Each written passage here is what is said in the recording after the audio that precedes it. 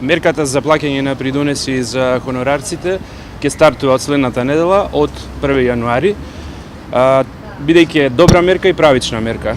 Тоа е добра мерка бидејќи ќе овозможи поголема социјална заштита за луѓето кои што примаат хонорари да влезат во системот на здравствена заштита и да ги уживаат сите права од здравствената заштита, како и да може да остварат пензиски стаж, односно кога ќе дојде време да стекнат право за пензија.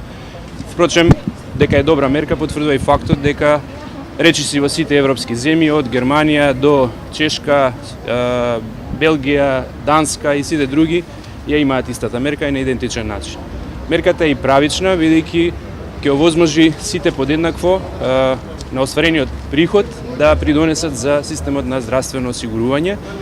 Нема ни една причина шивачките во текстилните фабрики кои што примаат 12.000 денари плата или рударите да плаќаат здравствено осигурување, а некој што преку хонорари остварува 12, 15, 20 или 50.000 денари да не плаќа здравствено или пензиско осигурување, така да мерката е правична и ќе овозможи сите на еднаков ниво на доход и приход остварен да плаќаат со еднаква стапка придонеси за здравствено и пензиско осигурување. Ако е добра и правична, зашто не важи за функционерите? Не е точно дека не важи. Ќе важи и за функционерите. Молам? Ќе ми објасните како? На еднаков начин како што важи за сите други. За сите договори на дело, авторски договори и други типови на договори ќе се плаќаат придонеси за здравствено и пензиско осигурување.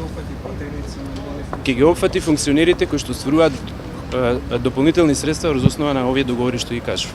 Значи важи за сите.